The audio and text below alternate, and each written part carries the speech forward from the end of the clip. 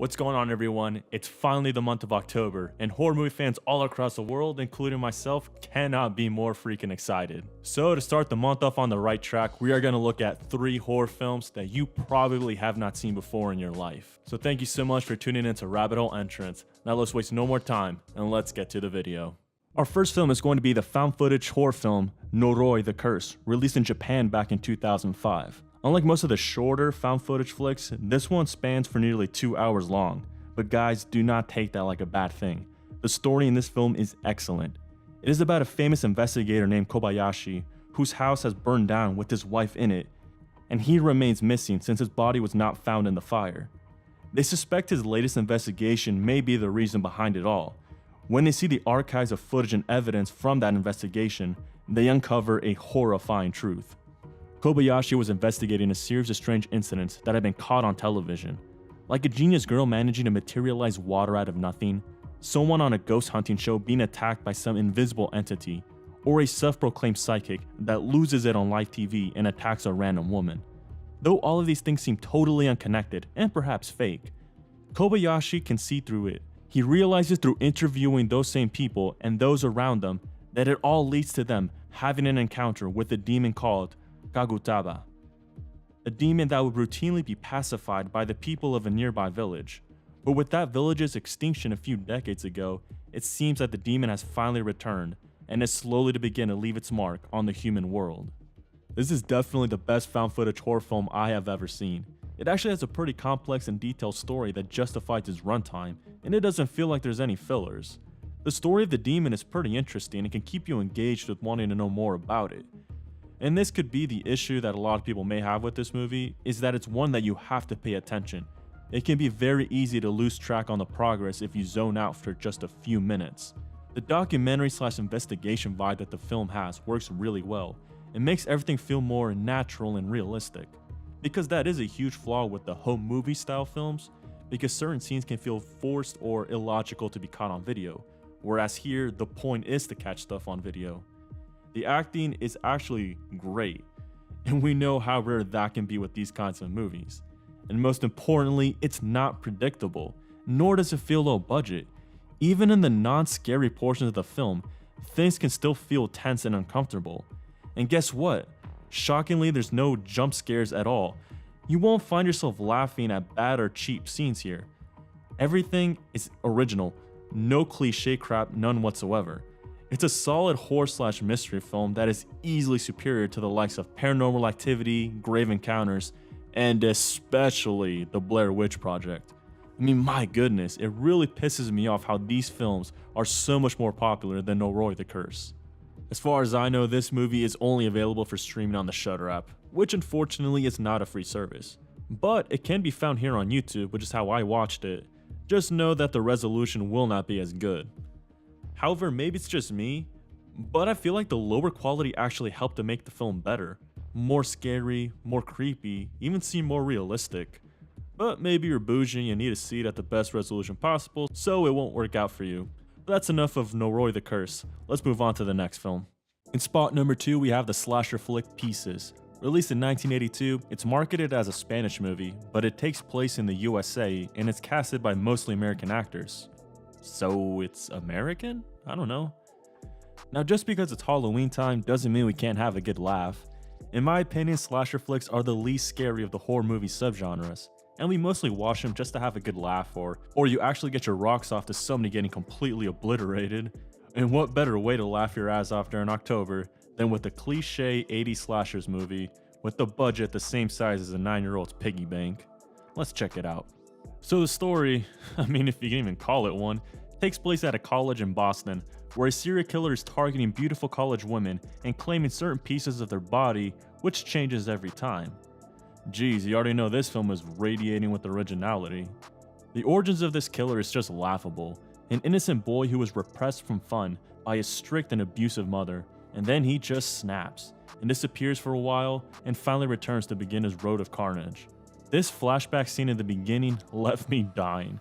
The acting is so over the top, and the editing is the perfect kind of bad. Little brat, playing with filth like this, just like your father. If you don't watch out, that's who you're gonna grow up like. And I can tell you a couple of things about him. You bastard!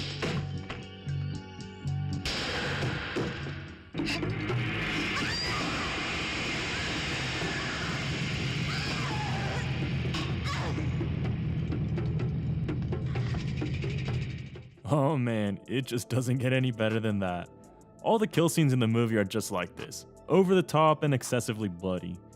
The awesome thing about these kinds of movies is that the cheap effects used for the kills are actually more entertaining than the high budget horror films. I just wish the movie had more scenes like this, but I understand if they struggled with recruiting hot women to be in a film like this for all the death scenes. The one thing I have trouble understanding with this film is who the hell is the main character? In all the slasher movies that only target women, it was always a female character that was the lead person, one that the killer was targeting but would manage to overcome them. This, on the other hand, there's no telling who it is, because pretty much every female dies, and some characters have their own special scene, and then proceed to never be mentioned again throughout the movie. But why would I bother worrying so much about that? I mean, just look at the quality of this film. So what does this film have to offer other than over-the-top killing? Where are the cliches? Where's the good stuff at? This movie has some of the worst acting in history, but the good kind of bad acting, with some lines that you'll be quoting with your buddies. The lousy bastard was in there killing her! Bastard!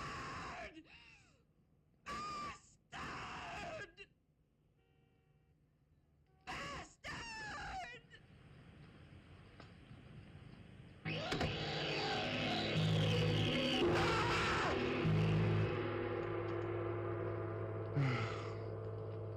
Casanova!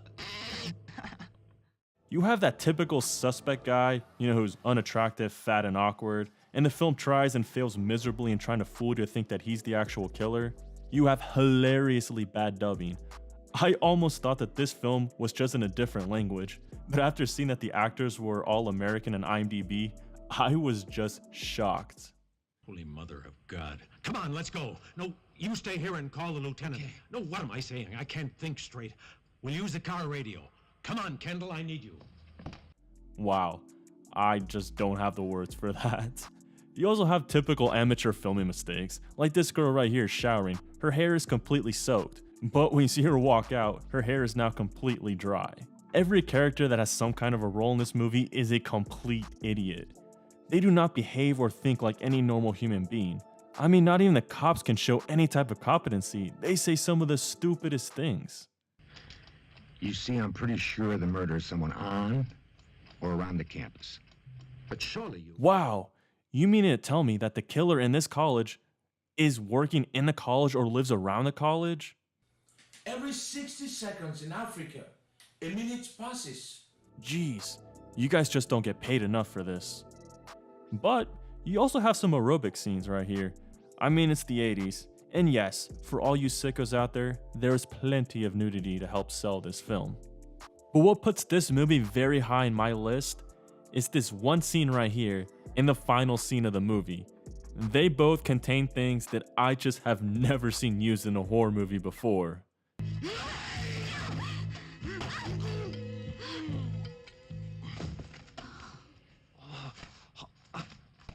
Oh, hey, it's my kung fu professor. What's the story, Chow? Oh, I am out jogging, and next thing I know, I am on ground. Something I eat. Bad chop suey. So long. Take it easy. Oh my god, that was so terrible and completely racist. The final scene, however, doesn't just have one final jump scare. It actually has two. Time.